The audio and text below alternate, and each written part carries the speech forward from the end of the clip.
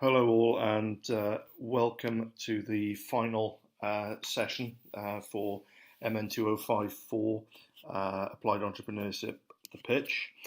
What we're going to be focusing on today is looking at growth and business success factors. Okay, so we're going to be looking in detail at some of the tools that we can use to help facilitate growth and also some of the challenges that businesses may face when looking at developing a growth strategy. So, some of the learning objectives from this session, we're going to look at why we measure business performance, what is corporate performance management and why it's so important, and we're going to look at some tools then, such as strategy maps, scorecards. We're going to look at what goals and objectives actually are and what they need to be. And then look at the review process overall. Okay, so before we start, I'll put this little ditty out of a newspaper in here, and as you can see, there's two golfers, and one saying to the other, "The pencils are great; they help you keep score, but they have erasers." So what this sort of says to me, okay, it's a little bit funny because it says that golfers can cheat, but for me, what this says is that nothing is ever critical within business when we're looking at growth strategy.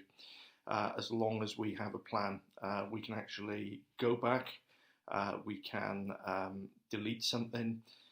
We can re-evaluate something in light of variables changing either within our microenvironment or indeed within the macro business environment. Okay, but there are challenges that are faced. So the first one and the biggest one is not having any goals. Everybody's doing their own thing. Everybody's pulling in different directions, and what tends to happen is that the business loses direction. So we move on to the second challenge, which is born out of the first, really, which is not having any direction. Where is the business going to go? Where is the business going to be in 5 years' time? Is it going to be multi-site? Is it going to be involved in different products or markets? Or indeed, is it something that you're looking as an entrepreneur and founder of exiting and moving on to something else?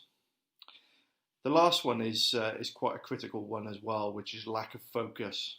So a lot of entrepreneurs tend to get involved in many different things, and what tends to happen then is that they are spreading themselves too thin, and there is a lack of focus on specific areas that they are concentrating on.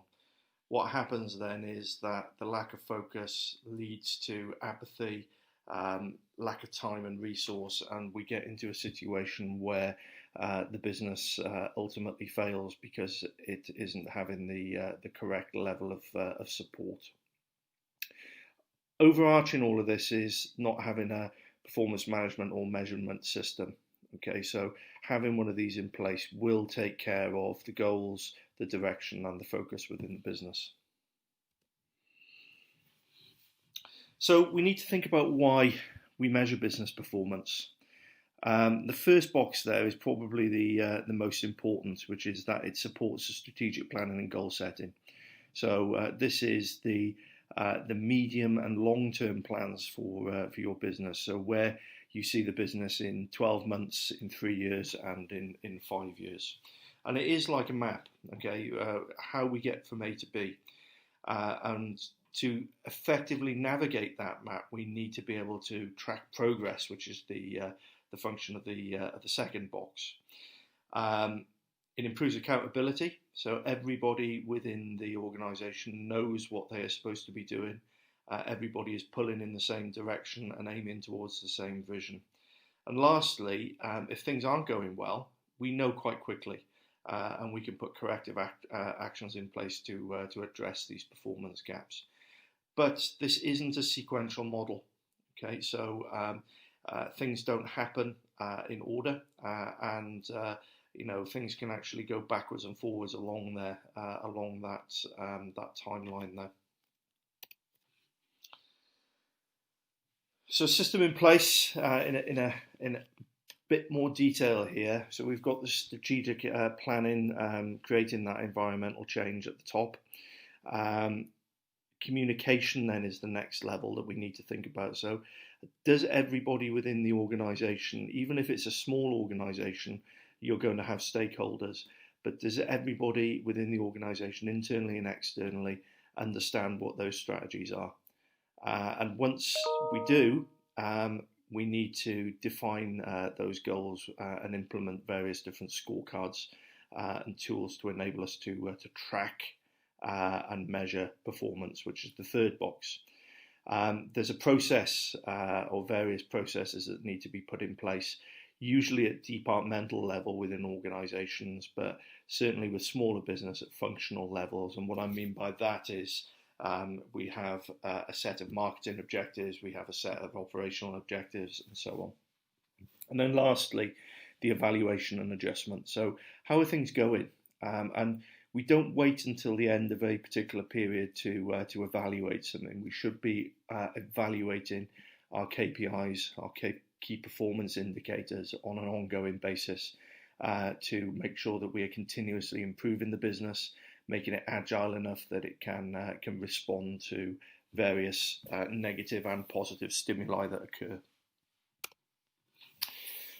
So there's many different ways of putting a business performance management system into place, but this is probably the most common. It's a tool or a set of tools that have been developed over the years by various different organisations, both in the US and the UK. So first of all, we have this map, this strategy map. So what is our roadmap to success? Where are we at the moment? Where do we want to go to? And what are the stages that we need to take to get there? Then we have to look at our goals and objectives. Are they in line with the direction and the focus of the organisation? Do they make sense? Are they coherent? Are they linked? And most importantly, and you will have learned about this already in numerous different modules, are they smart? Are they specific, measurable, achievable, relevant, and time-bound? Okay. The scorecard then is a management document which outlines what all of our initiatives are, what our goals, what our objectives are, and how we are achieving against them. And lastly, we need to look at how we communicate this to every single member of staff within the organisation and all stakeholders outside of the organisation as well. So before we go into what they are, I just wanted to highlight some of the companies that have used this and that were involved with Harvard Business School in developing the performance management system. So there's quite a few there which are American: Wendy's Hamburgers, Hilton, UPS, etc., and Mobil. But European and Japanese companies have taken this on board as well. And what I want to do is just quickly look at some of the outputs that have occurred from implementation of key performance management systems. So in the early 1990s, Mobil, quite a big oil company, but was ranked lowest in its industry, and the business was not profitable. Okay, and a lot of that was down to the brand image. There weren't very many Mobil branded service stations, especially in Europe. And what the company decided to do was not to fight the likes of BP, Shell, Esso, Exxon, etc. In that forecourt market, but to focus more on an area that they had a lot of experience in, which was the development of oils and lubricants for racing engines. And what they did was to develop a brand strategy around a type of synthetic oil called Mobil 1, and basically brand that and market it as the best oil that you can put in your car. In less than 2 years, so between 1994 and 1996, Mobil achieved number one rank in its industry, and its profitability was 56% above average. So by focusing in on the areas that they were not good at, for looking at niches within the market, which is something that you guys are doing at a small level, they managed to dramatically increase their market share in the sector, and as a result increase their profitability. Let's look at another large organisation, BMW. Okay, they introduced the balanced scorecard in 1998.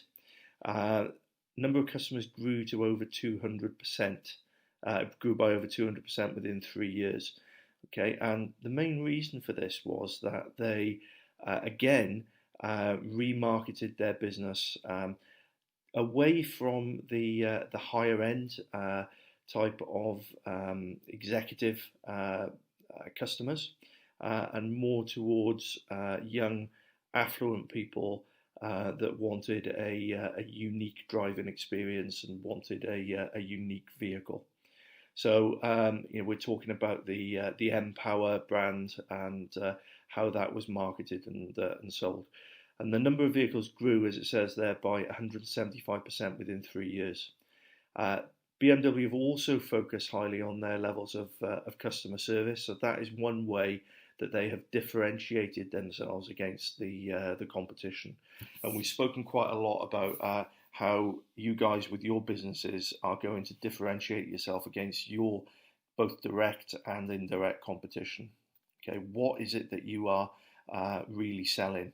What is the experience that you want your customer to have? So if we look at a strategic perspective and specifically around growth, there's 4 areas that we need to think about. Okay, if we start at the bottom in the yellow box, learning and growth. Okay, we're going to really try and understand as an organisation and as people founding and developing the business why we want the business to grow. Okay, what do we need to do to make sure that our business is staying ahead of the curve? What new challenges do we think that we're going to face? And then starting to put the plan together around those elements. Then we move to the internal perspective. Okay, so what systems and processes do we need in place to make sure that our offering to our customers is developed and is of true value? And this links back to what I was talking about previously on some of these sessions about understanding what the value is that we're trying to create for our customer, and the various different elements that we need to be able to create that value. So I'm talking about the business model canvas here, and the 12 elements of that canvas that we need to think about and have working together. Then we have the main impact outputs from our strategy. Okay, so our customers, we want to increase our number of customers potentially, either by a number of new ones or by getting existing customers to buy new products or buy more of the same product from us. So we need to understand how our customers perceive us. What is it that we are actually providing to them? And again, going back to that canvas, what value are we creating? What gains are we creating for them, and what pains are we relieving? And then lastly, our financial objectives. So most people will think that businesses are there to make money for either shareholders or for the owners. That's correct, but also we need to think about other elements as well, such as how are we going to use those finances to develop the business? What are we going to reinvest back into the business, and how are we going to accomplish our strategic approach with the financial elements that the business is creating? And as you can see, there's a bit of a feedback loop here as well, because from a customers and a financial perspective, this will all feed back in again to the learning and growth element at the bottom. So in a bit more detail, this is what we can start to think about. once we extrapolate out of those 4 areas, we can start to think about a flow chart of how the business is going to develop. So from a learning and growth element, the first stage, we're looking as an example here. We've got integration of IT and systems, improving operational skills, and relationship management and upselling skills. So those are the 3 main strategic approaches that we're looking at. They will then feed into the internal processes. Okay, so we're talking from a sales perspective of developing the brand. So from a mobile perspective, as an example, we're looking from an operational process of improving inventory management process, improving quality, maybe an element as well, improving customer acquisition and retention, and using that business systems and the IT to give a better internet presence. So those strategic approaches then are linked and are all going to have an impact on our customer focus. So they're going to give, as it says there, a much better customer experience, higher quality product, and elements of that customer service that we saw from the BMW case study. And overall then that will lead to sales growth, increased profitability, and overall increased company value. So from looking at a basic system at the bottom, our integration of IT, how we develop our IT as a business, we can start to map out exactly the impacts that strategic approach will have on various different elements of the business. So, goals and objectives, the second element of the process, and I'm going to use some examples here again to highlight the power of having a well-defined goal, that SMART objective that we spoke about previously. So, Colonel Sanders, KFC fame, okay, was rejected by hundreds of restaurant owners before he came up with KFC. Okay, so I don't know if many of you know the story of Colonel Sanders. He developed this seasoning mix for fried chicken. Decided that he was going to go and try and sell it to restaurants in the Kentucky area, which is where he lived, and everybody turned him down. So rather than admit defeat and stop what he was doing, the entrepreneurial flair came out in him, and he decided that he was going to set up his own restaurant, and that's where KFC came from. So having that goal, having that objective that you're going to succeed no matter what, and giving yourself a time scale to do it is really important. Okay, Milt Campbell, Olympic athlete, had a goal to be a gold medalist. He tried 4 times before he became a gold medalist. Okay, so again, an American athlete here that tried to develop himself, would not give up. Okay, I don't know how many of you are into cycling. It's an element that's and a sport that I follow quite frequently. But the current world number 1 is a guy called Primož Roglič, and he originally tried to win medals and become world champion in ski jumping. Slovenian athlete, didn't succeed, so he decided to change the sport that he was looking at. Okay, having those goals, having that training regime in sight. This is one that Karina always likes to pull out, and it was to do with making the light bulb. Okay, Thomas Edison, who developed the light bulb, he used a number of different materials to try and develop the filament within the light bulb, from things such as human hair to small strands of wire, copper wire, but they burnt out really, really quickly. And he tried 10,000 times to come up with a way to develop this before coming up with the tungsten filament. So he was quite clear, but he said that he didn't fail 10,000 times. He came up with 10,000 ways that something would not work. Okay, so again, it's about that mindset, having that entrepreneurial mindset when you're setting your goals and objectives. Goals provide focus.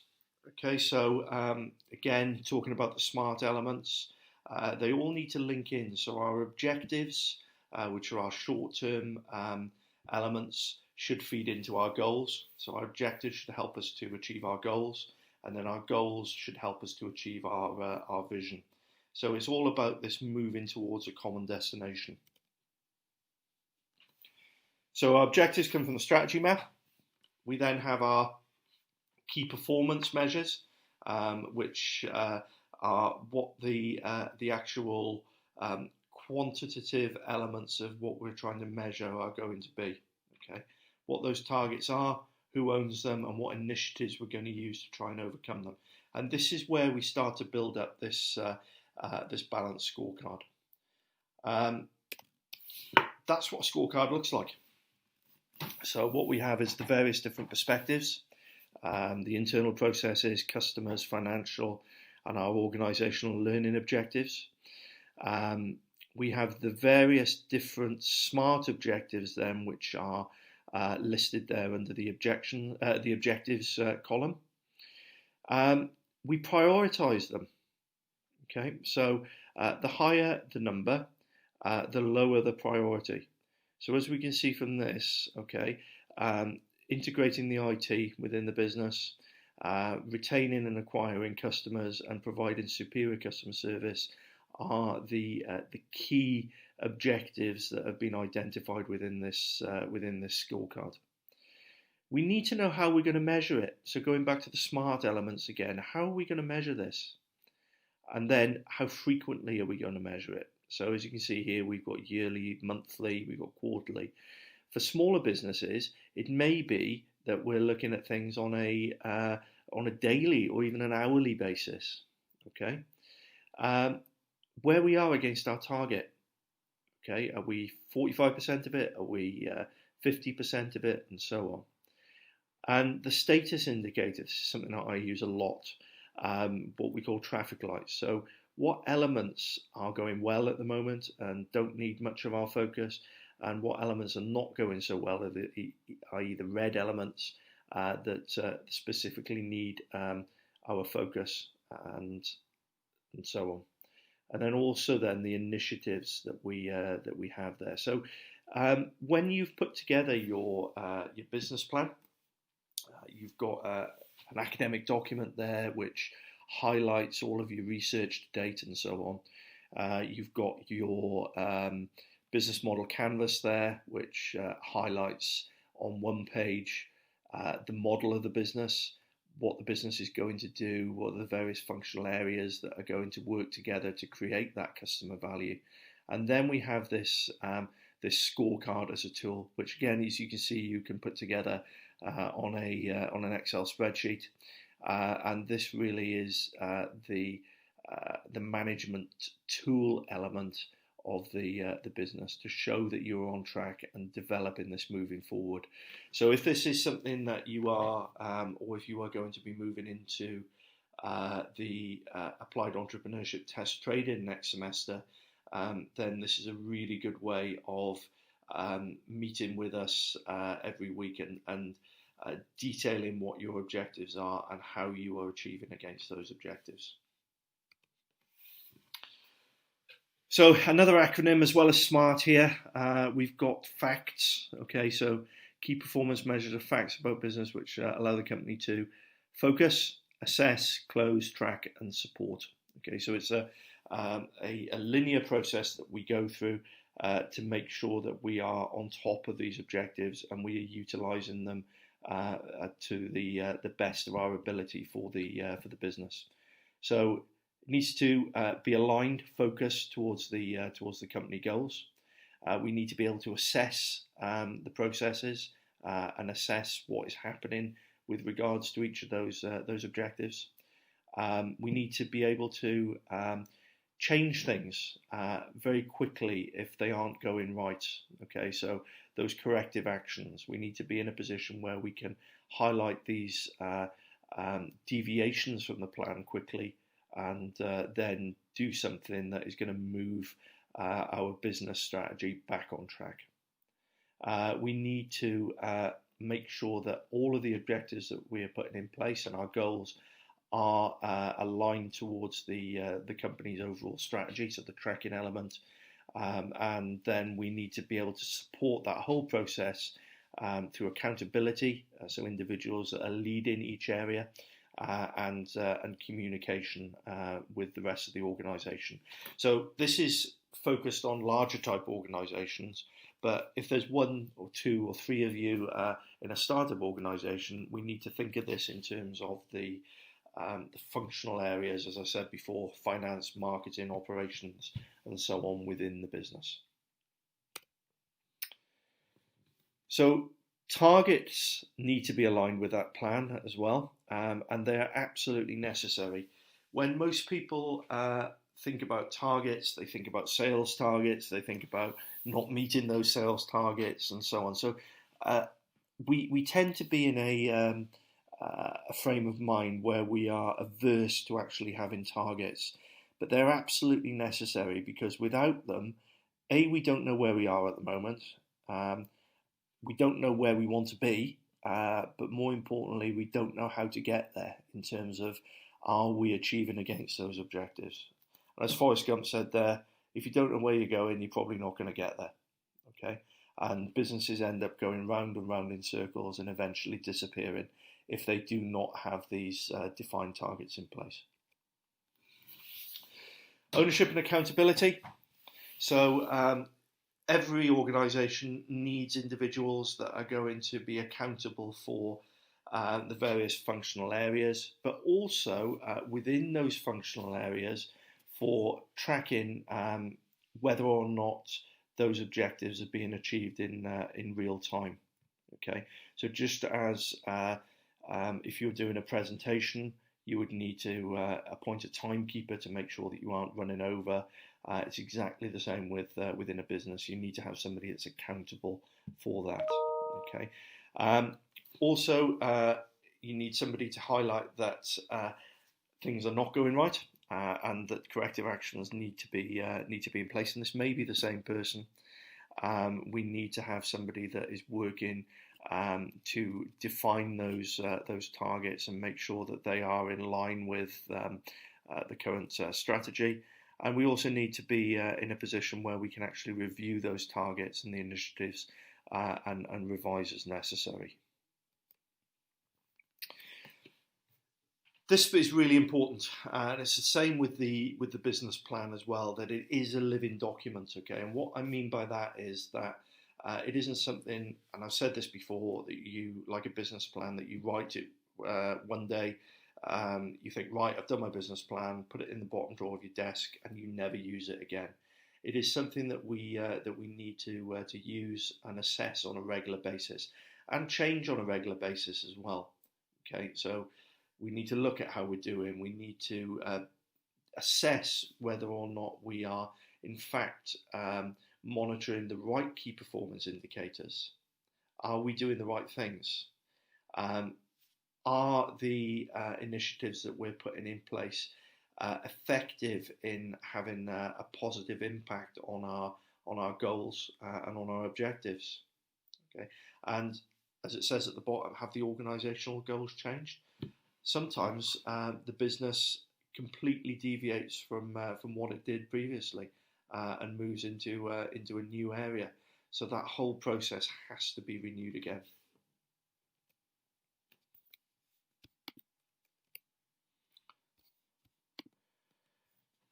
Okay, so the next steps. You need to think about how you'd apply this scorecard to your business plan. Okay, and think about it from the top down. What is the vision that you've got within your organisation? How can you translate that vision into a strategic map? So those 4 original boxes, okay, that looks at what you're trying to learn, what the internal processes are, what our customers are, and what the financial implications are. Develop that scorecard. Set out a spreadsheet that you can use to manage the business processes. Okay, and then once we've done that, at that point we can say, okay, well, how are we going to achieve these objectives? What initiatives are we actually going to put in place to allow us to impact on these targets? Okay. So that's the end of the lecture. Again, if you have any questions, please come along to one of the office hours. I have one at 3:30 tomorrow, so that's Friday. So please make every effort to come along to that if you do have any questions. Otherwise, please feel free to send either Karina or myself an email. Good luck. Looking forward to seeing your submissions in the next week or so. Thanks, guys.